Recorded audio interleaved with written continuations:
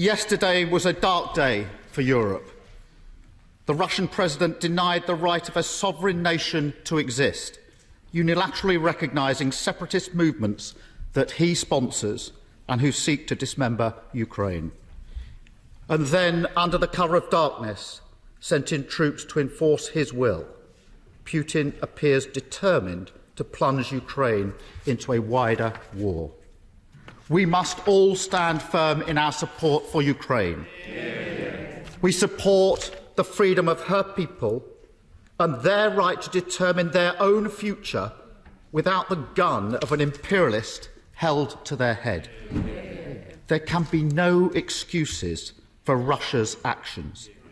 There is no justification for this aggression.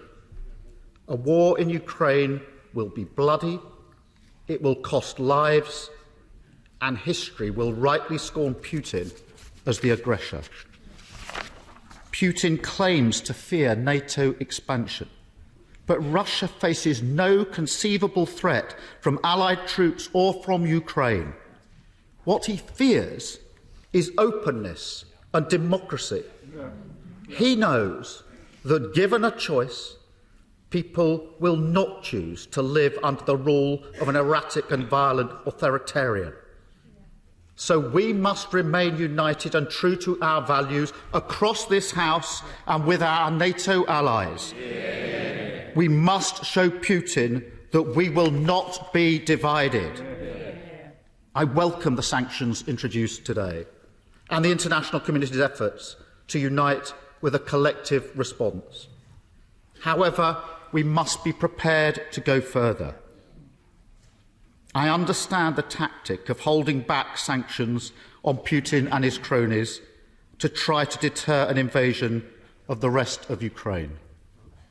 But a threshold has already been breached. A sovereign nation has been invaded in a war of aggression based on lies and fabrication. If we do not respond with a full set of sanctions now, Putin will once again take away the message that the benefits of aggression outweigh the costs. So we will work with the Prime Minister and our international allies to ensure that more sanctions are introduced. Russia should be excluded from financial mechanisms like SWIFT, and we should ban trading in Russian sovereign debt. Putin's campaign of misinformation should be tackled. Russia today should be prevented from broadcasting its propaganda around the world. And we should work with our European allies to ensure that Nord Stream 2 pipeline is cancelled. Whatever the sequencing of these sanctions, this won't be easy. Britain must work with our European allies to handle the disruption in the supply of energy and raw materials. We must defend ourselves and our allies against cyber attacks. We must bring together the widest possible coalition of nations to condemn this action against a sovereign UN member state. Ukrainians are defending their own country and democracy in Europe. We must stand ready with more military support for Ukraine to defend itself. And we must stand ready to do more to reassure and reinforce NATO allies in Eastern Europe. But we must also get our own house in order.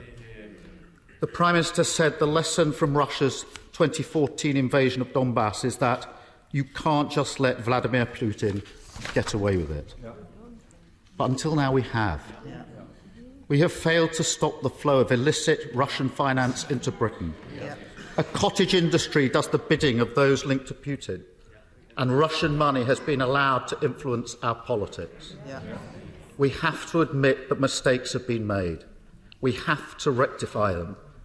This must be a turning point, an end to oligarch impunity. We need to draw a line on Companies House, providing easy cover for shell companies. We need to ensure our anti-money laundering laws are enforced. We need to crack down on spies. And we have to make sure money isn't pouring into UK politics from abroad. But even at this late hour, we must pursue diplomatic routes to prevent further conflict. So can the Prime Minister tell us what international diplomatic efforts are going on and what role the UK will have in that process?